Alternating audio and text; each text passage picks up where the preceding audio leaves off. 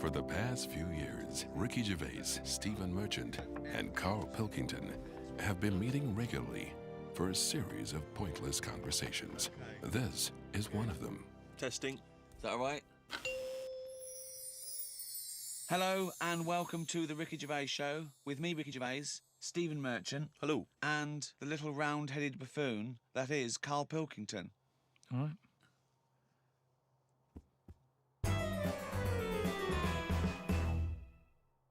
Karl, as you're aware, you've obviously got many celebrity fans, and you've also got a new fan, Warwick Davis, who is the short actor that many people will see in films like Return of the Jedi. He also is in Harry Potter. He's 3'6", and Ricky and I worked with him recently.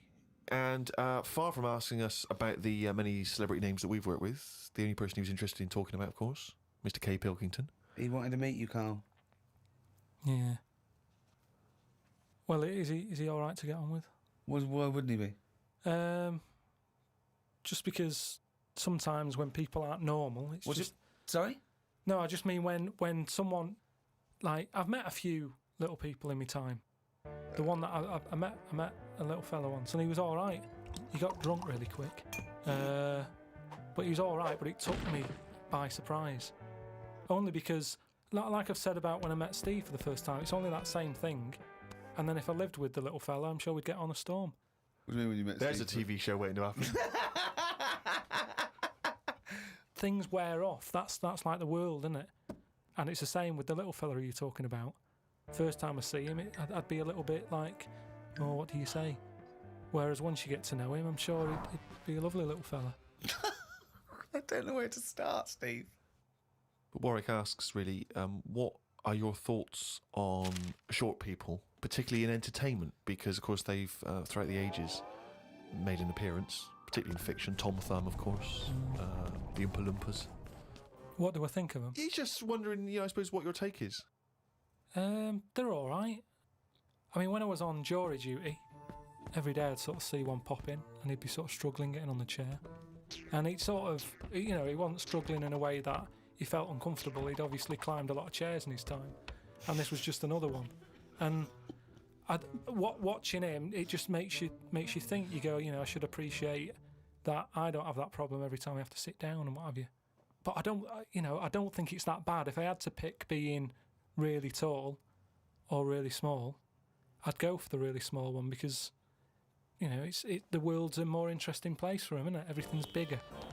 Do you know what I mean? We go to New York and go, wow, look at this. And they go and they go, oh dear. Do you know what I mean? Everything's a lot bigger. Everything's more amazing. Food portions. Everything's a bonus. So out of the two, I'd be small, and maybe that's what I'd chat to Warwick about for a bit, just to get to know him. Brilliant. It's a shame in a way that he's not been able to pop in. I'd like to hear that conversation. But I've got, speaking of like weird stuff and that, I've got a new... Well, we weren't, but go on. No, got a new book. Do you know I had that Freaks book? Top 50 Freaks. Got a new one sent to me. Really? Yeah, and do you know, like, everything normally has a name. So, like, if it's the two-headed fella, they're all nicknames like that, aren't they? They've got two nicknames, I imagine. But this new book I've got, right, on the cover of this one, it's got, like, a woman with 3 breasts, right? And she's called the three-breasted woman, as you'd expect. The one face. Why is she posing nude, though? That's what I want to know. Tart. Well, she looked happy. And there was a fella with, like, one face but 2 bodies. Doing one face but 2 bodies. One face, 2 bodies. What do you mean So one it's weird. face, 2 bodies? Surely one head, 2 bodies. Ed as well, but it was mainly the face that was weird because he looked fed up. He sort of, What are you talking about? How What can are you you have talking a face about? without a head? How can you have... What do you mean? How did it join to the neck? no, it did have a head, but the fact is, it was weird that it had one face to me. What do you mean? Well, if you've of got course one he had- head, you'll have one face. Yeah, I know, but it was the fact that he had one face and 2 bodies that I didn't think. But one why do head- you keep saying one face and 2 bodies as Why opposed not to one one head? head and 2 bodies? We're all the man with one face. Yeah, but now I've got one body. Yeah, well, surely he's the man with 2 bodies then. Again, the description. Roll up, see the man with one face. Yeah, I know, yeah. So it's full of stuff like that, right? And what I'm saying is, that fella, the one-faced man, the 3-breasted woman. He wouldn't be known as the one-faced man, is what I'm saying. Well, that isn't the peculiar thing about him. Well, they all had names like that. Right. But there was one thing in it that didn't even have a nickname. It was so weird. What do you mean? It just said unidentified. What does it look like? Sort of testicles for eyes.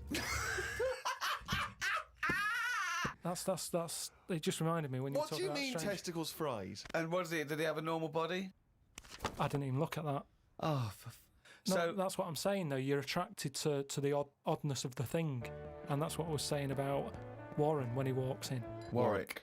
You know, it'll be odd for a minute, and then I'm sure For him it will be. Yeah. He'll get used to you.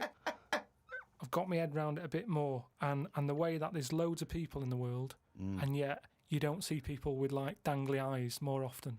It amazes me. I love the fact that he's amazed by not seeing freaks. Yeah. It's incredible. He's walking down the street going, oh, everyone's got one head. That's weird. Suzanne, see any dangly eyes today? No, me neither. It's weird, isn't it? What's going on in the world? Went out the other night with the lads.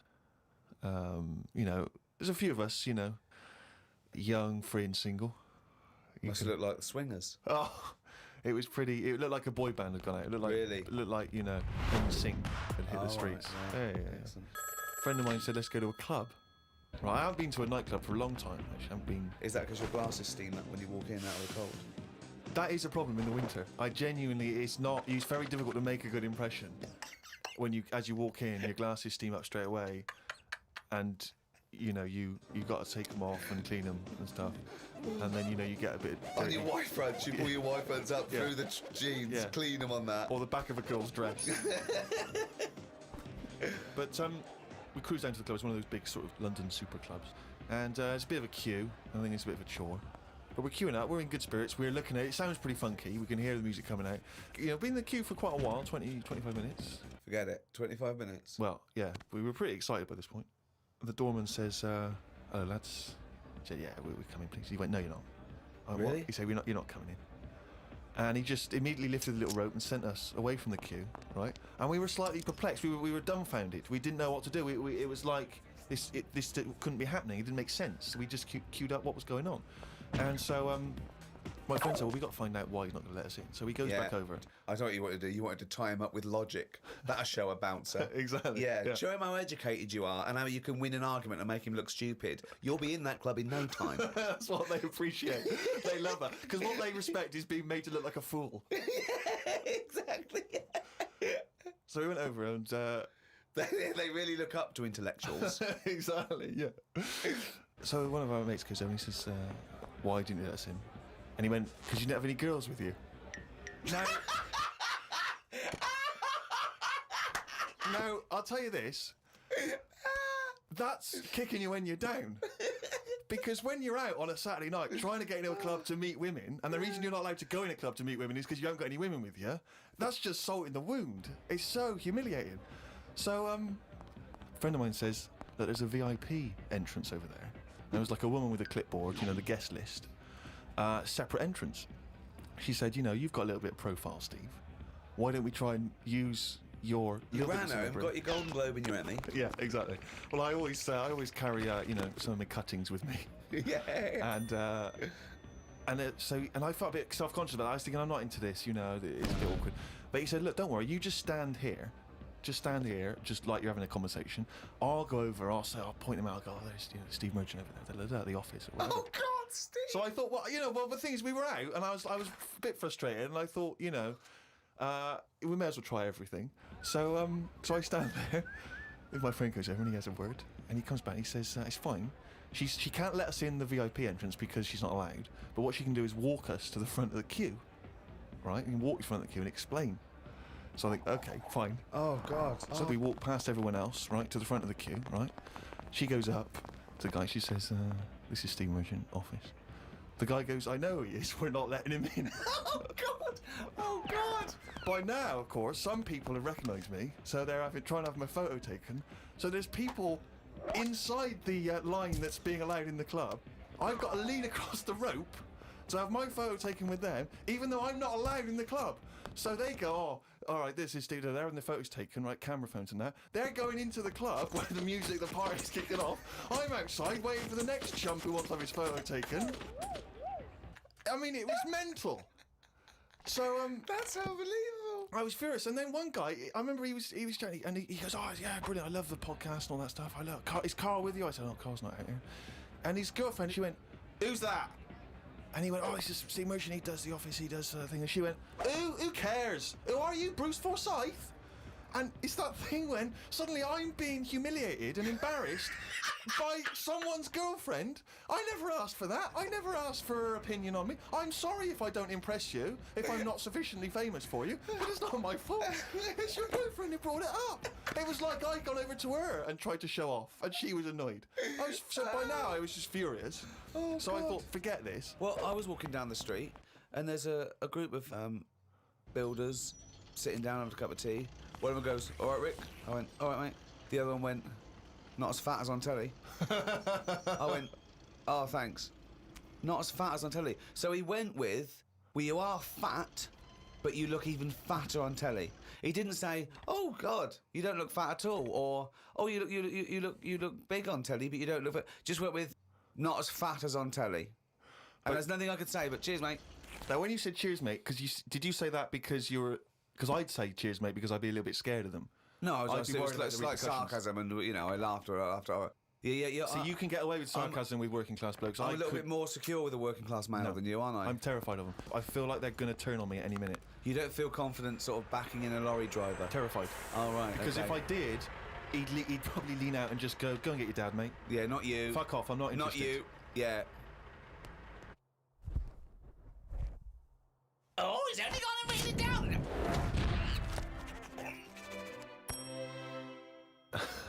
That jingle there signifying, of course, once again, another reading from the Diary of Karl Pilkington.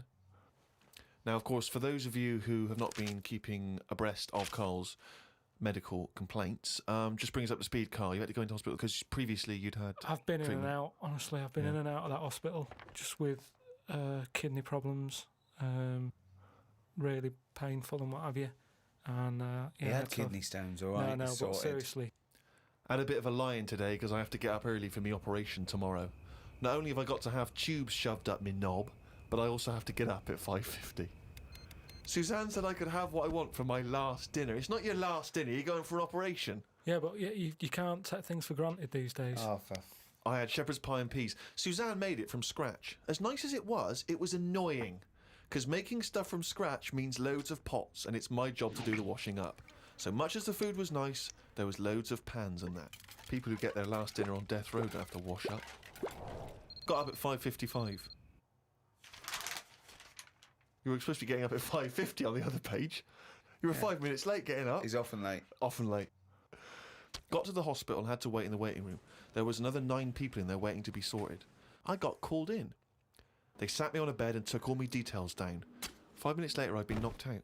I got woke up when they were ripping a pipe out of my throat. I felt more rough this time. The doctor came to see me and said he couldn't find a stone, so I must have passed it. I said, "Are you sure?" He said, "Yeah, we filled your kidney with water and expanded it, and there was no hiding place." I sat in the recovery room for an hour while they found me a bed. One of the fellows who was sat in the room with me this morning got wheeled in. They couldn't wake him up. All the nurses were laughing because he didn't want to wake up.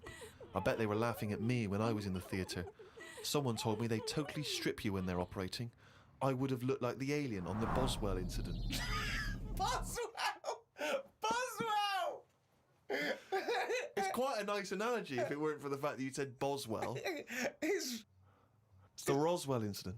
Didn't sleep much through the night because there was a 60-year-old fella shouting at the nurse about his pillows. I don't think I slept through a full hour with one thing or another going on. My bed was next to the toilet, so I kept hearing the flush. How do they sleep in hospitals, though? They wake you up to give you fucking sleeping pills and things, don't they? How do you sleep in there? I don't know what it is. There's no air. There was an old fella across from me who kept breaking wind. He didn't even try and cover it. He was just of that age where he didn't care. Just like, that's what I do. I'm in the hospital, leave me alone. What do you mean? Just, I don't know what was wrong with him. I talked to him because at first I felt sorry for him. I was a little bit like, he's had no visitors. No one's calling him up, so I'll talk to him. But then he got that familiar with me that he'd just be doing it whilst I'm chatting to him. just like he's my granddad or something. It's just like, oh, that's what he does. It's like, well, I'm ill as well. Stop doing that. Honestly, unbelievable. He didn't even try and cover it with a cough. It was just like, that's With a cough! How would you cover it with a cough? just non-stop. Got home and sat down. My pains are coming back, but the doctor said this would happen, that my insides are still in shock, so I need to take it easy. It's 9 o'clock. I'm in agony. I can't do the diary for the rest of the day. Jesus. So you may as well just tell us then what happened. Suzanne just got frustrated with me because I was rolling about on the floor and she was trying to watch Arthur, right? So that was on the other night. I thought it was with your lodger. So, And she said, look, if you're in pain, do something. She said, you know... you went and got a cold plate. Yeah. No, use an ashtray. Plates are for liver damage. Got in a taxi. He filled up on the way, which was annoying. He didn't. He did. cheeky. That really... I mean, he could On see the I was way in to the pain. hospital. So, Because he's not an ambulance driver. so anyway, he gets us there and he doesn't charge us, which is pretty decent. That's all right, yeah. So this gay fella came through. And, How do you know he was gay? just the way he was. I'm not having a go. He was a good fella. Do you know what I mean? A He's- doctor, you mean? No, he was a nurse. Right. And he came through and just sort of went, oh, how are you? And I was like, oh, I've had better days. So he got As me you on mentioned in the diary, I remember the first time when I came here, they said the nurse might put a tablet up my arse. I thought the chances of that happening had just increased. Oh, Karl! Yeah, but I would have let him do it. Honestly, I was that sort of out of it. That Of course you'd let him do it. He's a qualified nurse. No, but the way I am now, say if it was just a tablet for sorting out my blood pressure, and I walked in there and he went, oh, hello. And he said, yeah, let's pop that. I'd go, hang on a minute. but what I mean is that night, I would have just let him put 3 up, honestly. It's just weird, isn't it? How your body just goes, let them get on with it, and you trust anyone, don't you? When you're in that much pain and you need And help. they're a qualified nurse, yes. Karl, of course, has written a poem about the experience entitled My Ward. All I've done here, I've been through I don't know what the word is, a bad experience. Trauma. A trauma, yeah. I've been through a load of trauma. So I'm just finishing it off with a little sort of picture for people. Go on then. Me, a Chinese fella, and an old bloke who looked like Mr. Burns from The Simpsons. Don't know what was wrong with him, but breaking wind was the symptoms. No one visited him or called him. He seemed quite lost to me. As well as wind problems, he had a colostomy. Back. When I left, I said, see you to the old man. Turned out the other fella wasn't Chinese. He was from Japan. I never found out what was up with him. You've got a little picture there, haven't you, of me sat in my ward. I'm sat there with that fella who I didn't talk to, the old fella who had wind problems. And that's what a poem is, isn't it? But the detail about you thought he was Chinese and he turned out to be Japanese, how is that evocative? That's just a piece of misinformation. It's just I like it. I imagine a lot of people make I the like same it because mistake. you know why? It's like he even makes digressions within his poem. Yeah. Do you know what I mean? It's like he could have gone back and erased that, but he didn't. He left that digression in, and I think that's great. It's very honest. Had a late night last night because I stayed up to watch a programme about monkeys. It's already good. Of course he did. It's already good. Now, before I read on, I mean, is this not some kind of monkey news? Is this not a late return to monkey news? Well, it's not that good. Is it not? Whereas the other monkey news is... Oh, chimpanzee, that's some more shit. This is what he says. This is what he gleaned from the programme about monkeys.